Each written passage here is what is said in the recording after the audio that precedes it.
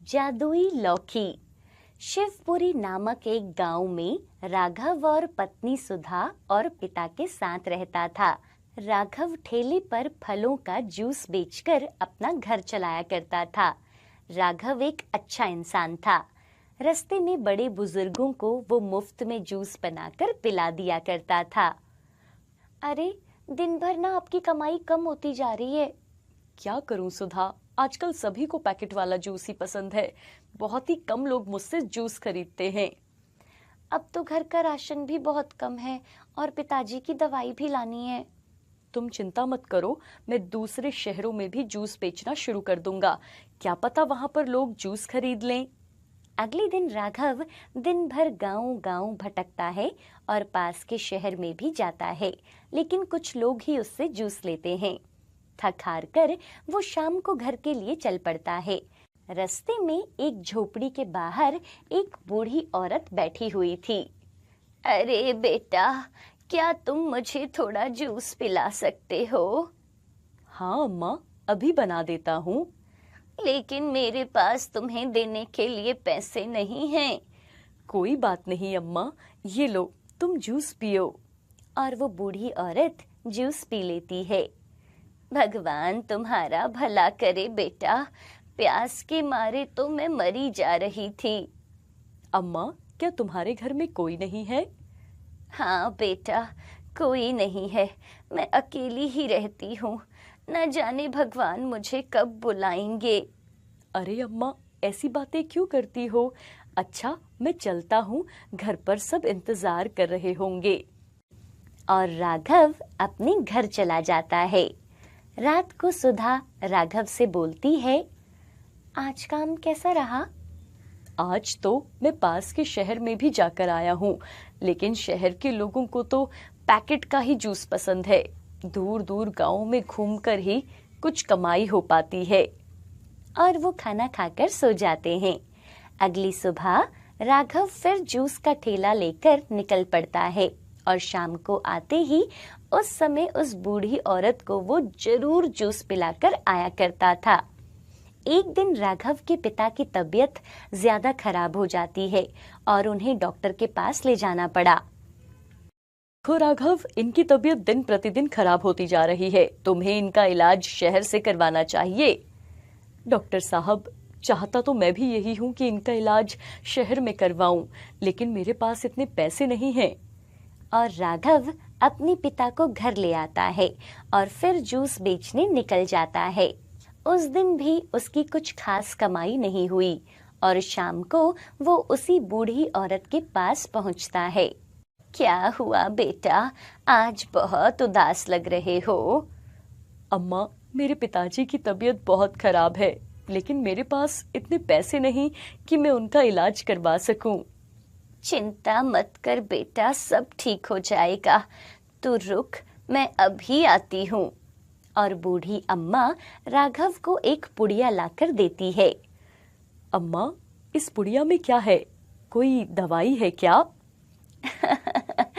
इसमें तेरी हर परेशानी की दवाई है।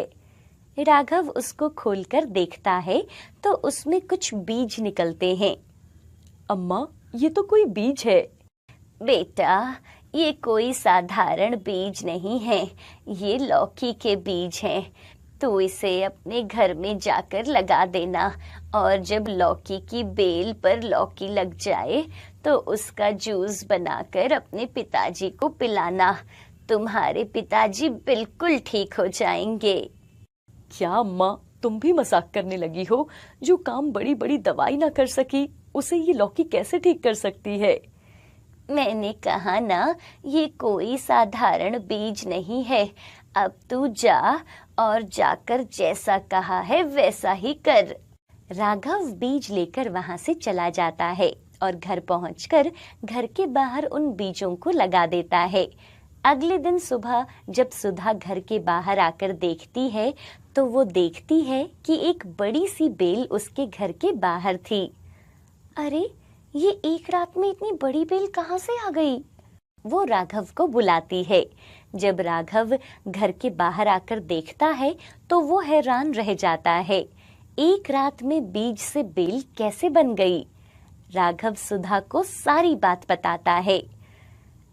तो क्या पता इसमें कोई लौकी भी लगी हो? सुधा के देखने पर उसे बेल में लौकी भी मिल जाती है। सुधा, ये तो सच में जादुई लौकी है।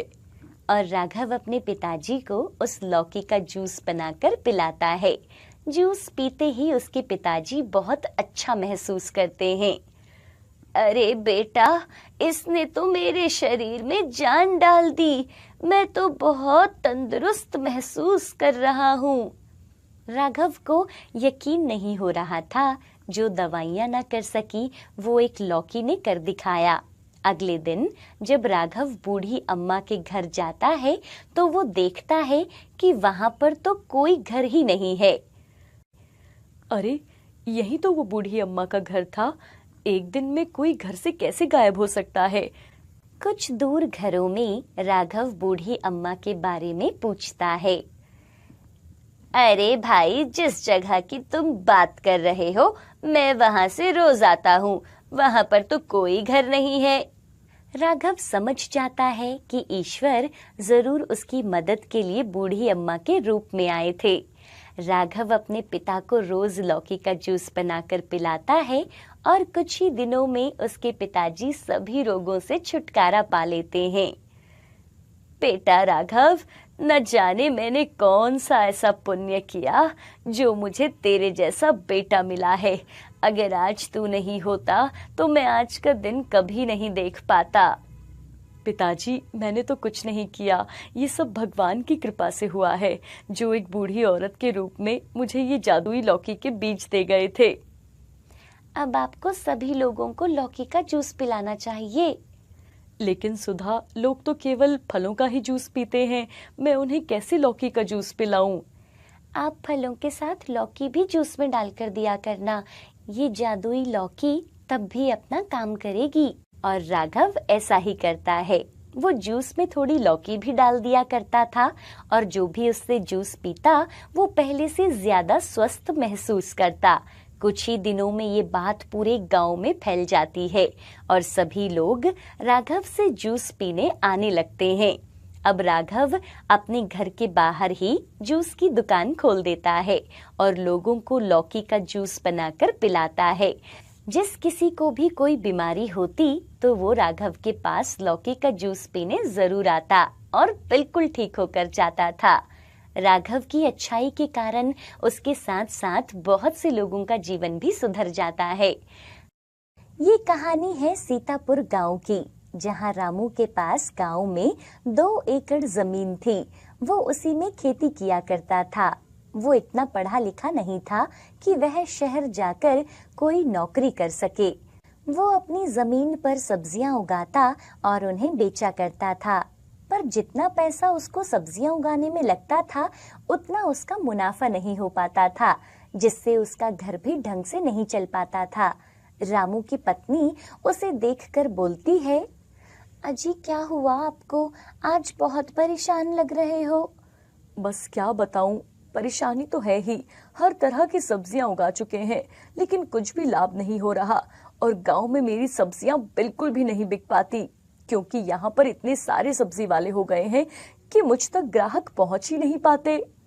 तो क्या हुआ जी, हम कोई और सब्जियां उगा लेते हैं जो आपने अभी तक नहीं उगाई होगी, और यहाँ नहीं बिकेगी तो शहर में जाकर बेच देंगे। आप ऐसे परेशान मत हो। हाँ, तुम बिल्कुल ठीक कह रही हो। मैं कुछ सोचता हूँ। रामू खेत में काम करने जाता है, पर तभी उसे उसका दोस्त मिल जाता है। और भाई रामू, क्या हाल है? बस भाई ठीक है, तुम बताओ। बस हम तो शहर जा रहे हैं, सुना है वहाँ तरह तरह के फल बिकते हैं, तो सोचा देख कर आ जाएं और उन्हीं में से कोई फल गांव में बेचने लगेंगे। वाह भाई, तूने तो कमाल का सुझाव दिया है। चल मैं भी तेरे साथ चलता हूँ। रामू अपने दोस्त के साथ शहर चला जाता है और वहाँ देखता है कि लोग सबसे ज्यादा सब्जी कौन सी खानी पसंद करते हैं। फिर उसे मालूम हुआ कि शहर के लोग सबसे ज्यादा सलाद खाना पसंद करते हैं और सबसे ज्यादा वो चुकंदर ले रहे थे। तब रामू एक आदमी से पूछता है, भाई, तुम लोग ज्यादा चुकंदर क्यों खाते हो? ऐसा क्या है इसमें जो सभी इसे खरीद रहे हैं? तुम्हें नहीं पता क्या? चुकंदर खून को बढ़ाने के लिए बहुत अच्छा होता है और शरीर को भी स्वस्थ रखता है। ये सुनकर रामू खुद से बोलता है, अब तो मैं भी पूरे खेत में सिर्फ चुकंदर ही उगाऊंगा और शहर आकर बेचा करूंगा। रामू अगले दिन अपने खेत में चुकंदर की फसल उगा देता है। जब उसकी चुकंदर की फसल थोड़ी बड़ी होने लगती है तो लोग गांव में चुकंदर की फसल को देखकर उसका मजाक बनाते हैं। रामू अगले दिन अपने खेत में चुकंदर की फसल उगा देता है। जब उसकी चुकंदर की फसल थोड़ी बड़ी होने लगती है तो लोग गांव में चुकंदर की फसल को देखकर उसका मजाक बनाते हैं। अरे भाई रामू, चुकंदर कौन खाएगा? बहुत नुकसान होने वाला है तुझे इस बार भी। भला कोई सही से सब्जी या फल उगा लेता, पर तू तो अपना नुकसान ही करना चाहता है। तभी दूसरा आदमी भी बोल उठता है, रामू भाई, तुम्हारा दिमाग तो ठीक है ना? गांव में चुकंदर कौन बेचता है? यहाँ लोग ये सब चीजें नहीं खाते, ये बस शहर वालों के ही चोचलेबाजी है। अरे भाई, मेरी फसल है, मैं देख लूंगा। नुकसान हो या मुनाफा, मुझे ही तो झेलना है। आप लोग इतने परेशान क्यों हो रहे हैं? और रही चुकंदर खाने की बात, तो शहर हो या गांव, सबको स्वस्थ रहना अच्छा लगता है। रामू पहले तो अपनी चुकंदर की फसल को गांव में ही बेचने की सोचता है, पर लोगों की बातें सुनकर वो सोचता है, लगता है गांव में ये लोग कोई भी चुकंदर नहीं खरीदेंगे। अब तो लगता है मुझे शहर ही जाना होगा। रामू शहर चला जाता है। शहर में पहले दिन तो उसे कोई नहीं जानता था, तो कोई भी उससे चुकंदर नहीं लेता। रात में वो निराश होकर अपने घर वापस लौटता है। अजी, आज तो आपको खुश होना चाहिए, पर आप तो बहुत परेशान लग रहे हो। कैसी खुशी? आज अपनी चुकंदर की पहली फसल को बेचने गया था, मगर किसी ने खरीदी ही नहीं। लगता है सब सही बोलते हैं, मैं ही बेवकूफ हूँ, बार बार अपना नुकसान खुद ही करता हूँ। अजी, आप ये सब क्यों बोल रहे हैं? आज आपका शहर में पहला दिन था, थोड़ा इंतजार कर लीजिए, तभी तो लोग आपके पास आएंगे। अगले दिन भी रामू पूरे जोश के साथ चुकंदर बेचने लगता है। चुकंदर ले लो, चुकंदर, ताकत से भरपूर चुकंदर। रामू पूरे दिन इसी आस में था कि कोई उससे चुकंदर खरीद ले, मगर उसका एक भी चुकंदर नहीं बिका। निराश होकर वो फिर से अपने घर की तरफ जाने लगा। तभी उसे रास्ते में एक बुढ़िया मिलती है जो काफी भूखी लग रही थी। वो रामू से कुछ खाने को मांगती है। बेटा, काफी दिनों से कुछ नहीं खाया है, इस गरीब को कुछ खाने को दे दो। अम्मा, मेरे पास पैसे तो नहीं है और ना ही कुछ खाने के लिए है, बस ये चुकंदर ही है। अगर आप इन्हें खाना चाहो तो खा सकती हो। ठीक है बेटा, तुम चुकंदर ही दे दो। रामू बूढ़ी अम्मा को चुकंदर दे देता है। बूढ़ी अम्मा उसे आधा खाकर आधा रामू को वापस दे देती है। अम्मा, आप मुझे ये वापस क्यों दे रही हो? बेटा, ये चुकंदर तुम्हारी जिंदगी बदल देगा। बस ये देख रही थी कि लोगों में कितनी इंसानियत है। यहाँ से 100 लोग गए और किसी ने मुझे पूछा तक नहीं, लेकिन तुम इतने नेक दिल इंसान हो कि तुमने मुझे जो तुम्हारे पास था वही दिया। मैं तुम्हें आशीर्वाद देती हूँ कि अब से तुम्हारी जिंदगी की सारी तकलीफें खत्म हो जाएगी। इतना कहकर बूढ़ी अम्मा वहां से चली जाती है और तभी वो मुड़कर बोलती है, बेटा, याद रखना, इस चुकंदर को फेंकना मत, ये प्रसाद है। रामू अगले दिन फिर शहर में जाता है। उस दिन कुछ लोग उसकी चुकंदर खरीद लेते हैं। रामू खुश होता है और जो थोड़े बहुत पैसे वो कमाता है उनसे ही वो अपनी बीवी के लिए कुछ अच्छा सा खाने के लिए लेकर जाता है। घर जाकर उसकी नजर फिर से उसी खाए हुए चुकंदर पर पड़ती है। इस चुकंदर का क्या करूं? चलो मैं इसे खेत में ही फेंक देता हूँ। रामू चुकंदर को खेत में डाल देता है अगले दिन जब वो खेत पर जाता है तो देखकर हैरान हो जाता है कि उसके सारे खेत में चुकंदर ही चुकंदर थे, जो देखने में बहुत ही स्वादिष्ट थे और ऐसे अद्भुत चुकंदर थे जिन्हें देखकर उन्हें खाने का मन कर जाए। तभी रामू बोलता है, अरे मैंने तो आधे से ज्यादा चुकंदर निकाल लिए थे, फिर ये पूरा खेत चुकंदर से कैसे भर गया? चुकंदर भी ऐसे हैं कि देखकर ही खाने का मन करे। ये तो बहुत ही बड़ा चमत्कार है। तभी रामू को उस बुढ़िया की कही हुई बात याद आती है। लगता है ये उस बुढ़िया के खाए हुए चुकंदर का ही कमाल है, इसलिए वो कह रही थी कि ये तुम्हारी जिंदगी बदल देगा। लेकिन कभी ना कभी तो ये चुकंदर की खेती खत्म हो जाएगी, तब मैं क्या करूंगा? थोड़ी देर सोचने के बाद रामू बोला, तब की तब देखेंगे, अभी तो इन्हें बेच कर आता हूँ। रामू बहुत खुश होता हुआ गांव से शहर जा ही रहा था कि तभी कुछ गांव वाले उसे रोक लेते हैं। भाई रामू, तुम सही कहते थे, मेरे बेटे में खून की कमी आ गई है। अगर उसे चुकंदर खिला देता तो उसे ये दिन ना देखना पड़ता, पर अब मैं ये गलती और नहीं करूंगा। तुम मुझे चुकंदर दे दो। हाँ रामू भाई, जरा हमें भी तो दिखाओ कि कैसा होता है आखिर ये चुकंदर।